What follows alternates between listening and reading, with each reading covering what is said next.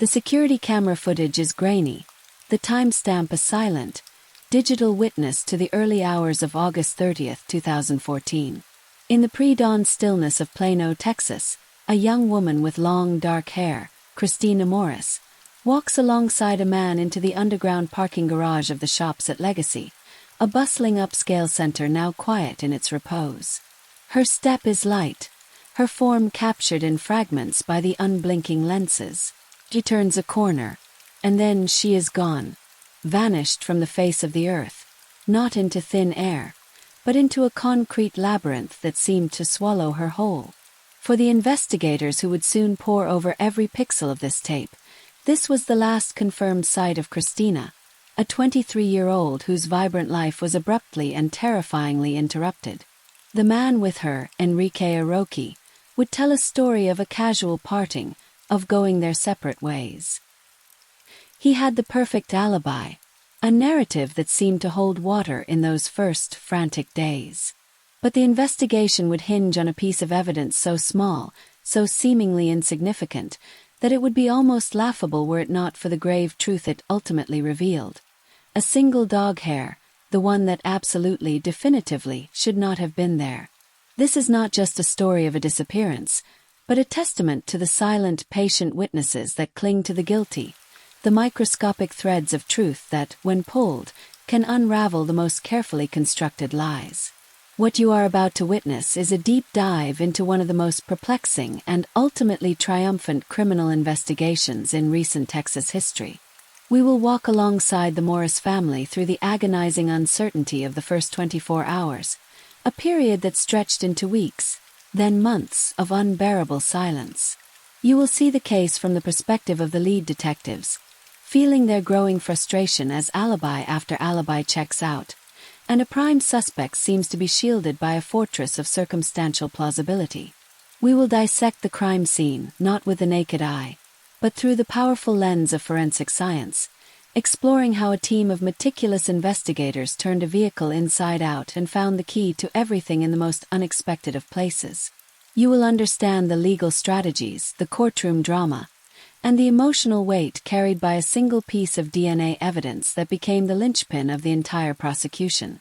By the end of this story, you will have a masterclass in the persistence of truth, a stark reminder that justice, though sometimes delayed, often speaks in a whisper, not a shout, and that the smallest fragments of evidence can carry the weight of an entire human life. The central obstacle in this case was, from the very beginning, a narrative of innocence so seemingly solid it was like a wall. Enrique Arochi, the last person seen with Christina, was cooperative in those early stages. His story was simple, almost too simple. He and Christina, along with some mutual friends, had been out that night. They returned to his car in the garage, he claimed. They talked. Then they parted ways. He went to his car and she, he assumed, was walking to meet her own friend elsewhere in the complex. It was a clean, amicable split. He drove home. He went to sleep. He had an alibi that initially checked out. His phone records and the testimony of those he was with earlier painted a picture of a normal night. There was no immediate, glaring reason to hold him. The problem for the Plano Police Department was the complete and total absence of any other viable lead. Christina Morris was a responsible young woman. She was in a happy relationship, she had plans for the next day, she had a life she was eager to live. She did not simply vanish by choice.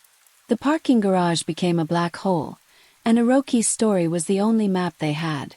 A map that pointed in one direction and then abruptly ended. The first 72 hours are critical in any missing persons case. And the clock was ticking loudly. Christina's family, led by her steadfast mother, Johnny McElroy, and her stepmother, Anna Morris, launched a massive search effort. Flyers with Christina's smiling face blanketed North Texas.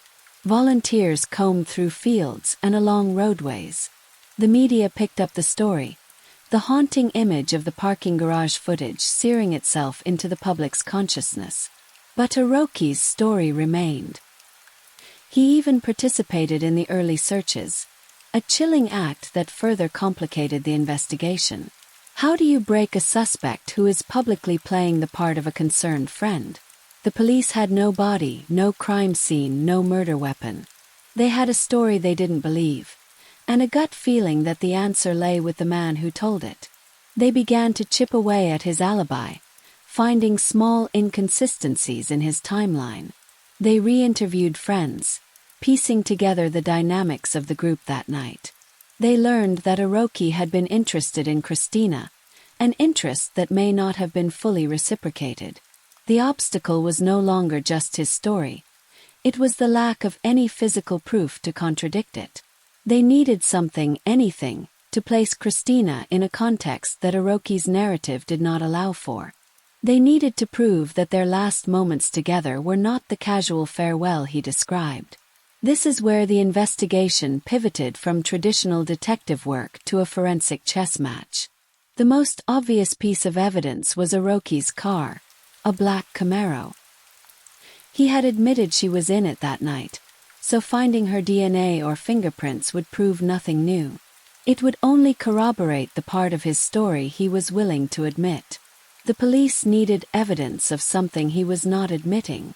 They needed evidence that placed her in the car in a way that contradicted his version of events, or evidence of a struggle, or evidence that she had never left that vehicle alive.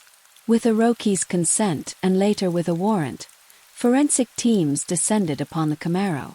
They processed it for hours under bright lights, using alternate light sources to reveal what the naked eye could not see.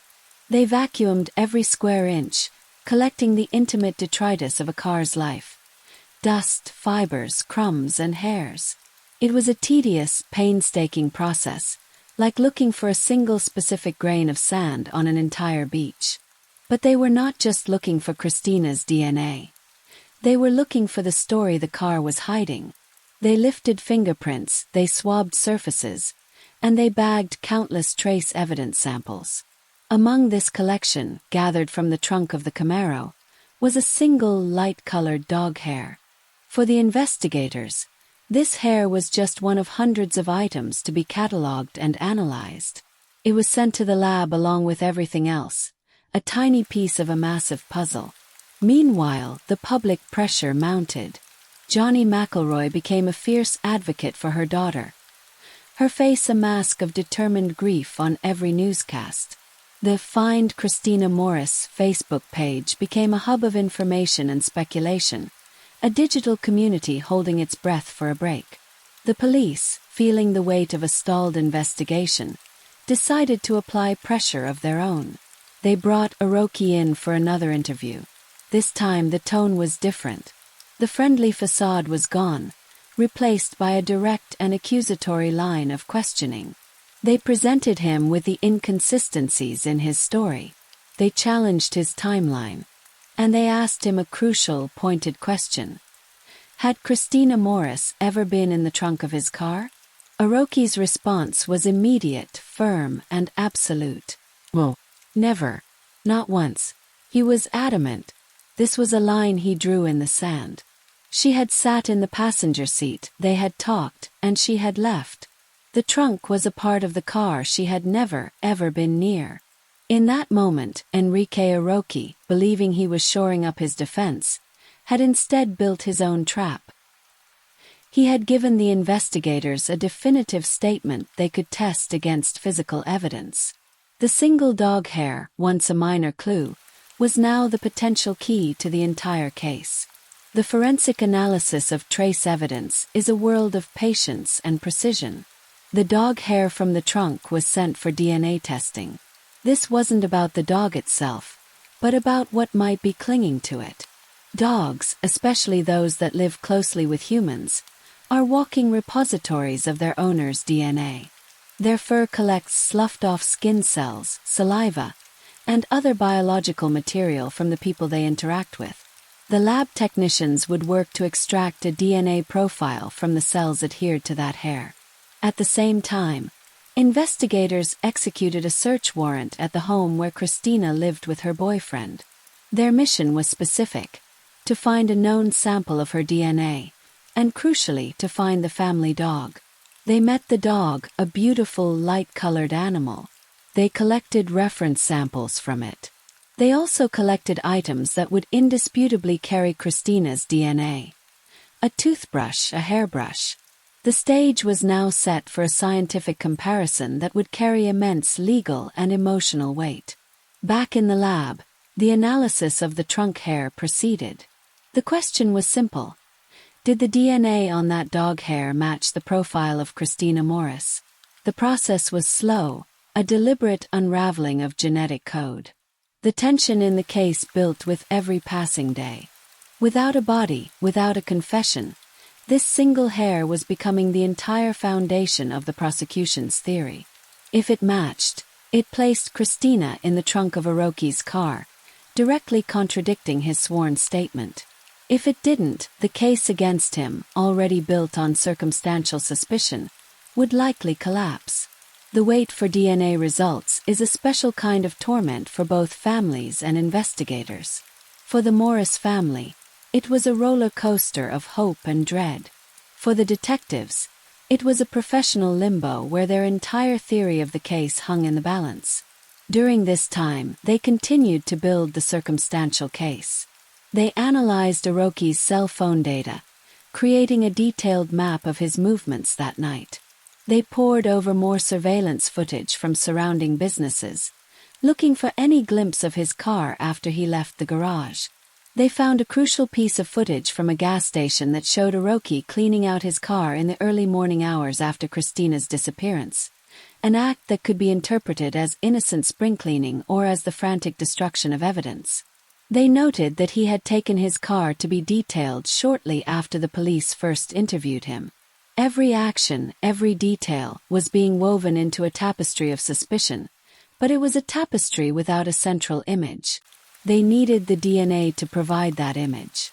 Finally, the call came from the lab. The DNA analyst had a result. The suspense in the room was palpable as the detectives gathered to hear the news. The genetic material on the dog hair recovered from the trunk of Enrique Arochi's Camaro was a conclusive match to Christina Morris. The hair itself was a match to her family's dog. In that moment, the entire case shifted. The obstacle of Arochi's perfect alibi was shattered. He had lied. He had placed her in the trunk of his car. The question was no longer if he was involved, but what had he done? The emotional peak of this harrowing story is not a single moment in time, but a cascading series of revelations that culminate in a courtroom confrontation. With the DNA evidence in hand, the Plano Police Department moved to arrest Enrique Arochi. He was charged with aggravated kidnapping, a charge that allowed the prosecution to seek justice even in the absence of a body. The trial was a media sensation, a packed courtroom hanging on every word. The prosecution, led by dedicated attorneys, built their case brick by brick. They presented the timeline, the cell phone evidence, the witness testimony about Arochi's interest in Christina. They showed the jury the video of him cleaning his car.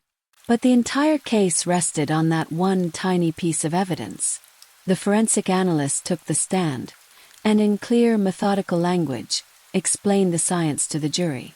She described how she analyzed the dog hair, how she extracted the human DNA from it, and how that DNA profile was compared to the known sample from Christina Morris's toothbrush. The match was certain. The odds of it belonging to anyone else were astronomically high. She then explained that the dog hair itself was microscopically and genetically identical to the reference samples taken from Christina's pet. The connection was irrefutable. Christina Morris's DNA, via her dog's hair, was in the trunk of Enrique Arochi's car. The very item he swore she had never been near was, in fact, a repository of her essence. The most dramatic moment, the true climax, came when the prosecution presented its theory of what happened that night. They argued that Arochi's advances were rebuffed. A struggle ensued, either in the parking garage or nearby. Christina was overpowered, rendered unconscious or worse, and then placed in the trunk of his Camaro. He then drove away from the shops at Legacy, with her body hidden in the trunk, disposing of it somewhere in the dark rural expanses of North Texas.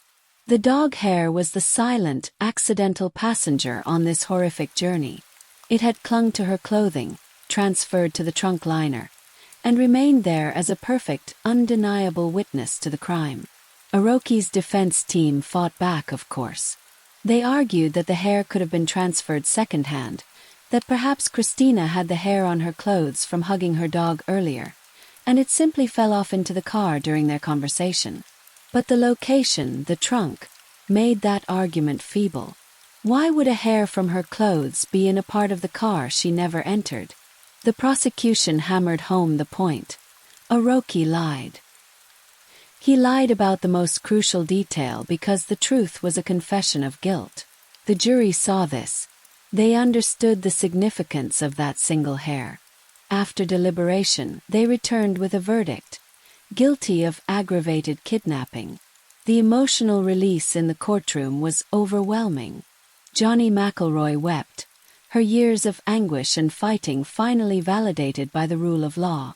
It was a verdict for Christina, a declaration that she had been seen, her story told through the language of science, even when she could not speak for herself.